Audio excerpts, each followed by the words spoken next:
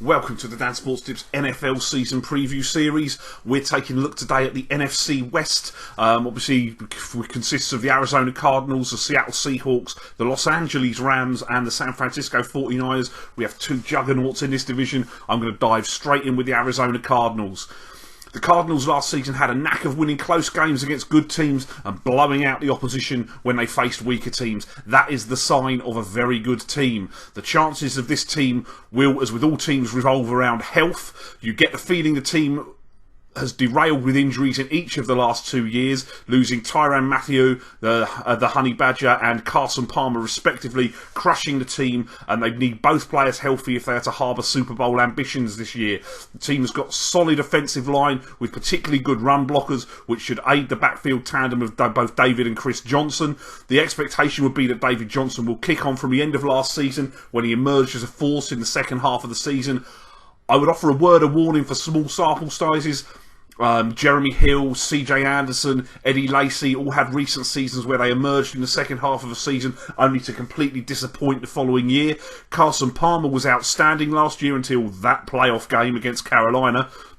Arguably the best year of his career. He shouldn't need to reproduce that for this team that is quite possibly the most balanced unit, 1 to 53 in the NFL to make the playoffs. Chandler Jones, acquired via trade, who has the 5th most sacks individually in football last year, should hopefully provide an upgrade to one of the few concern areas for the Cardinals. They did rank 20th in the NFL as a team for sacking the quarterback last year.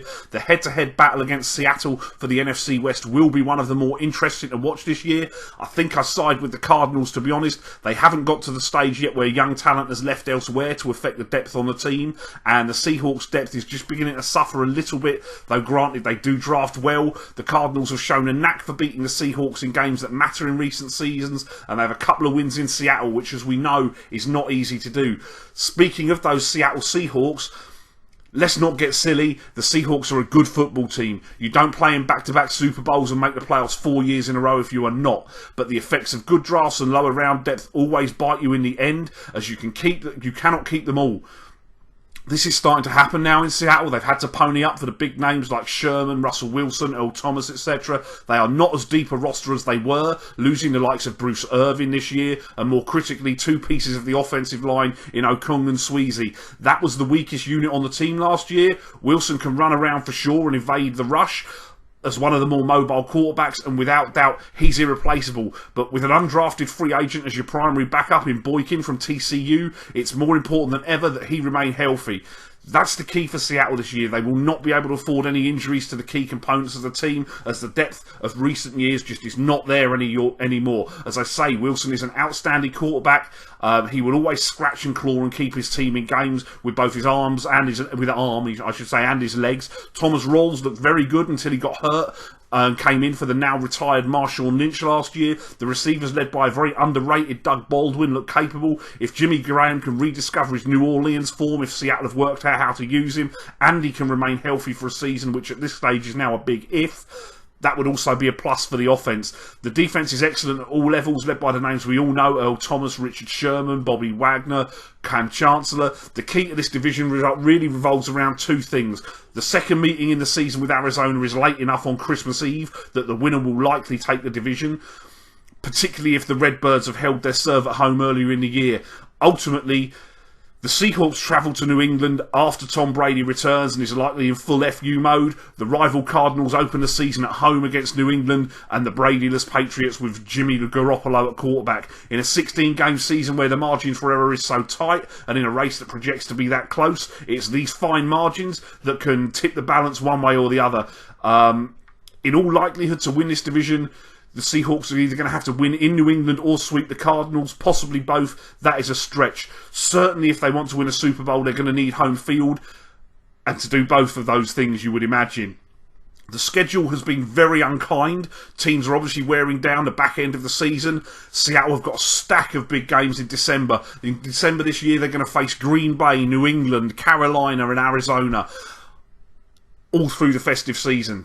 It's hard to imagine any team, even one as good as the Seahawks, running the table on that. And that, for me, is just the big negative on Seattle. I don't think they're going to win the Super Bowl this year because they They've just that tough schedule at the end of the season is probably going to deny them home field. It may even deny them the division title, to be perfectly honest. It's just a brutal stretch of games to finish out a season.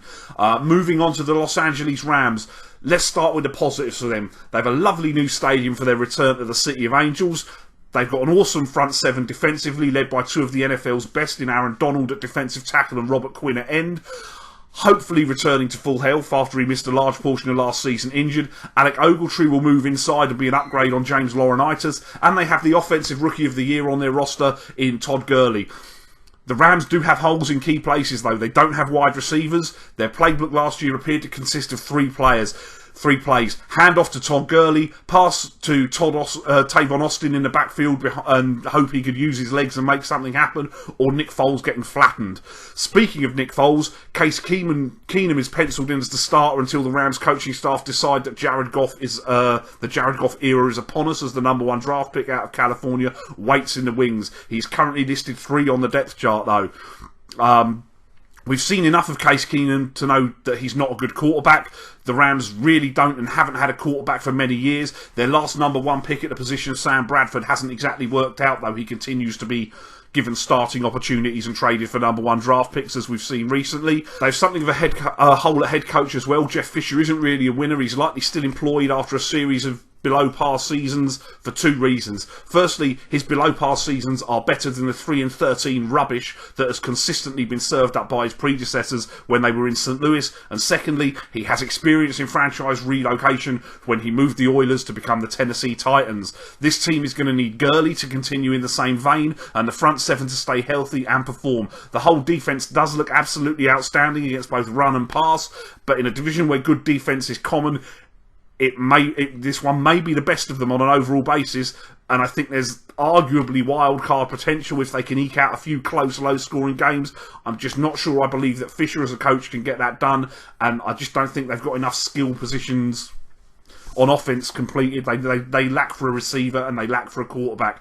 But it will be interesting to see how Jared Goff does if and when he gets into the lineup this season. And finally, in the NFC West, we have the San Francisco 49ers. Where to start? We've got Blaine Gabbert and the polarising Colin Kaepernick, who will always find a way to make headlines, whether it's demanding trade or boycotting national anthems. If quarterback is the most important position in football, then the Niners are in it up to their neck this year with a quarterback who has regressed incredibly since taking over from Alex Smith and almost winning a Lombardi trophy, to the point of now being benched for one of the modern era's bigger top 10 draft picks at quarterback. Though it isn't really Gabbert's fault that the Jags took him far too early in the draft, ahead of J.J. Watt, for example. They do have Carlos Hyde, who is likely to thrive in the up-tempo system of new head coach Chip Kelly, running from the shotgun more often. Kelly's obviously in from the collapse in Philadelphia. The same can be said of deep threat receiver Torrey Smith and tight end Vance McDonald. Kelly's system has offered tight end production throughout the years with the Eagles. The issue for a player such as Hyde could be similar to last year. San Francisco were last in points scored and were blown out so often that the carries just weren't there for Hyde in the second half as the games progressed. It's hard to get a feel for the offense. Kelly's system runs a lot of plays, but the pieces on offense here don't inspire much confidence to have much in the way of offensive movement. However, the best year that Kelly had in Philly was with Nick Foles at quarterback. I think this is a bad team, but it's almost as a product of scheme. They won't rank 32 for points scored in the league this year. They will score more points. The issue could be on offense, where the post-Harbaugh retirements killed it for one-and-done coach Jim Tomsula, who can probably feel very hard done by to be fired after the roster that he was left with to use, in all honesty. There are some upgrades on defense, particularly for a pass rush that wasn't good last year, ranking 29th for sacks. DeForest Buckner from Oregon was taken in the first round and has shown playmaking ability in college. It's sometimes not completing the play when he gets pressure, and this team is going to need to get pressure if it's going to stand even a semblance of a chance this year. In short, the 49ers do not stand a chance in what I guess is year 2 of the rebuild, in all essence, and partly due to the division and partly due to luck, because they face a really, really hard schedule this year. In my mind, they're likely to be first on the clock when the NFL draft opens up in Philadelphia next year. Looking at some bets on this division, I'm going to start with those previously mentioned San Francisco 49ers. Their win total for the year is set at 5.5, and I'm going to play under on that. I've got them around 2 or 3 wins, to be honest. I think under 5.5 is a very, very good bet. I'm going to play the Los Angeles Rams to finish 3rd in this division. They're better than the 49ers. They are not in the same league as Arizona and Seattle, so that looks a reasonably solid bet as well. The Rams to finish 3rd in the NFC West. I like, for the reasons, as I said, that schedule in December is brutal for Seattle. I think Arizona will win this division, and I will play Arizona at 6-4 to win the NFC West. In my mind, they should be favourites. I certainly couldn't be touching Seattle at odds on. And the final play for the Seattle Seahawks is Russell Wilson. Over 3,880 and a half total passing yards with Bet365. Seattle were at their best at the back end of last year when they passed more frequently. As I say, Doug Baldwin, underrated, had a very good second half as well. Wilson has increased his passing yards year on year throughout his career. He exceeded 4,000 yards last year for the first time, and with the defence lacking depth, any significant loss there may open up higher scoring games and require Wilson to wear it out a bit more often. So I think over 3,880 and a half is a reasonable looking wager as well. That's my opinion on the NFC West. Please like this video. Do not forget to subscribe to my channel. I will be running through every division over the next couple of days. Let me know in the comments what you think is going to happen in the NFC West this year. Follow me on Twitter at Dansports.tips. Come back later on for the rest of the NFC. See you later.